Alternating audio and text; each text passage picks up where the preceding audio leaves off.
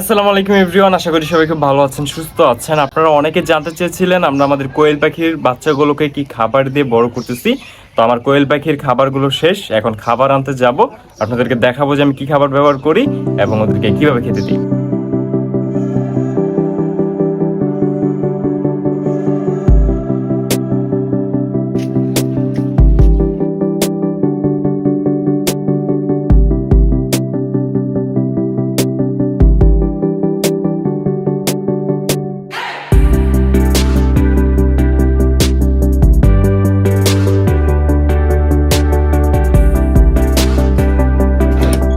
এইমাত্র জাস্ট বাসায় আসলাম, এখানে 2 কেজি খাবার আনছি।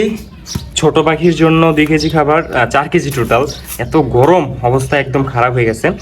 2 কেজি আনছি হচ্ছে কি আমাদের ছোট কোয়েল পাখি, বাচ্চা কোয়েল পাখির জন্য, এবং 2 কেজি আনছি হচ্ছে কি আমাদের অ্যাডাল্ট যে কোয়েল পাখিগুলো আছে ওইগুলোর জন্য। আমাদের এখান থেকে, আমাদের বাসা থেকে দোকানটা বেশি একটা দূরে না, তো ওই কারণে একটু কম কমই খাবার আনি। শেষ হয় আবার নিয়ে দেখেন আমাদের কোয়েল পাখিগুলা খাবার খাওয়ার জন্য সবগুলা সামনে চলে আসছে। দুপুর থেকেই খাবার নাই। হ্যাঁ, ওদেরকে বড় কোয়েল পাখির খাবারগুলো দিছিলাম, ওইগুলো ওরা বেশি একটা খাচ্ছেই না, যার কারণে তাড়াহুড়া করে গিয়ে এখন গিয়ে খাবারটা নিয়ে আসলাম। এখন আমরা ওদেরকে খাবারটা দিব। এখানে আমাদের এই যে কোয়েল পাখিগুলা ডিম দিতেছে, দেখা যায়, দেখছেন একটা ডিম অলরেডি দিছে, এটা মেবি দিবে এখন, এই কারণে বসে আছে। এখন আমি যে কাজটা করব, ওদের জন্য এখনো খাবার পাত্র আনা হয়নি। আমার 2টা খাবার পাত্র আনতে হইব ইমার্জেন্সি। আপনাদেরকে আরো যদি থাকে অবশ্যই আমার বাসায় পাঠিয়ে দিবেন, মজা করতেছি। তো এখন আপাতত আমরা আমাদের কবুতরের যে খাবার বাটিগুলো আছে ওইগুলোর ভিতরে খাবার দিয়ে কোনো মতন কাজ চালাইতেছি, হচ্ছে কি আর কি কথা। ওদের জন্য খাবার বাটি 2টা আনতে হবে, 2টার ভিতরে আপাতত খাবার দিই। এটা ছুটাই নিছি। এখন বর্তমানে ওদেরকে আমি যে খাবারটা দিতেছি সেটা হচ্ছে যে ব্রয়লার যে স্টার্টার ফিডটা আছে, ওই ফিডটা আমরা আমাদের কোয়েল পাখিগুলোকে এখন বর্তমানে খেতে দিচ্ছি। এই যে ছোট ফিডটা, বাট যেহেতু বাচ্চাগুলো ছোট, দেখেন ওদের মুখগুলো ছোট ছোট, এখন ওদেরকে আমরা এটার ভিতরে কিছু পরিমাণে খাবার নিয়ে হালকা, হ্যাঁ এতদিন তো একবার মিক্স করে রাখি, একদম গুঁড়া করে দেওয়া লাগতো, বাট যেহেতু ওরা ডে বাই ডে বড় হচ্ছে, ওদের গুঁড়া করাটা একটু এখন কমাই দিব। এখন হয়েছে, এখন জাস্ট আমরা এই খাবারটাকে এটার মাধ্যমে হালকা একটু গুঁড়া করে নেব, যেন বাচ্চাগুলো সুন্দর মতন খেতে পারে। কারণ বেশি বড় বড় দানাগুলা ওরা এখনো ঠিকঠাক মতন খেতে পারে না। একদিনের বাচ্চাকে আপনারা অবশ্যই এরকম গুঁড়া করে খাবারটা দিবেন, তাহলে ওরা খুবই সুন্দরভাবে খাবে। আপনি যদি এরকম বাজার থেকে আস্ত খাবার এনে ওদেরকে দেন তাহলে কিন্তু ওরা খেতে পারবে না। 2-3টা দিয়ে দিলাম, মোটামুটি একটা গুঁড়া হয়েছে, দেখছেন এরকম হইলে দেবো, এর বেশি লাগবো না। এখন আমরা 2টার ভিতরে ভাগ করে দিয়ে দেবো। এখন দেখেন আমাদের কোয়েল পাখিগুলো কিভাবে খায়।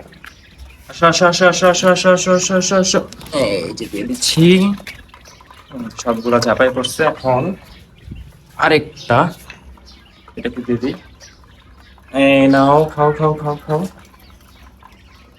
খাবারের পাত্র নাই দেখা খাবার অপচয় হয় বেশি, এ হচ্ছে কি বিষয়টা। খাবার অপচয় হয় বেশি, খাবার পাত্র থাকলে খাবার আপনার ওয়েস্ট খুবই কম হবে। কোন পাত্রটা কথা বলতেছি ওইটা আপনাদেরকে আমি দেখাচ্ছি, একটু লাগাইনি। আমি আমার বড় যে কোয়েল পাখিগুলো আছে ওইগুলাকে সবসময় এই পাত্রটার ভিতরে, এই পাত্রটার ভিতরে সবসময় খাবার দিয়ে থাকি। এটার ভিতরে খাবার দিলে একটা খাবারও নষ্ট হয় না।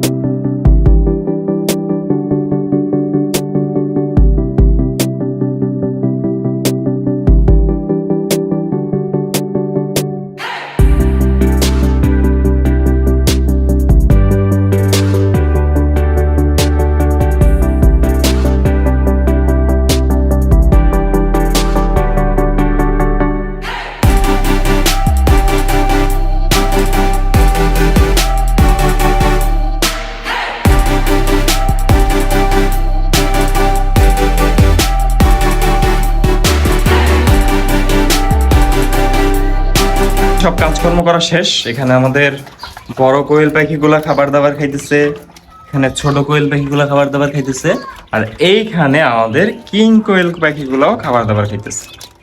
খাবার খাবে কি, ওরা আমাকে দেখলেই ডরায়, এই হচ্ছে কি ব্যাপার। এবং খাবারগুলো ঠিকঠাক মতন জায়গার ভিতরে রেখে দিছি।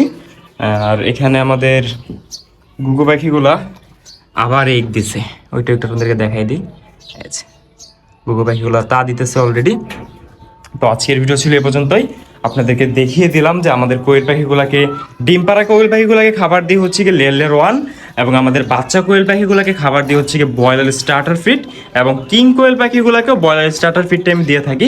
আর এখানে আমার একটা অসুস্থ কোয়েল পাখি আছে, মারামারি করে অবস্থা খারাপ হয়ে গেছে।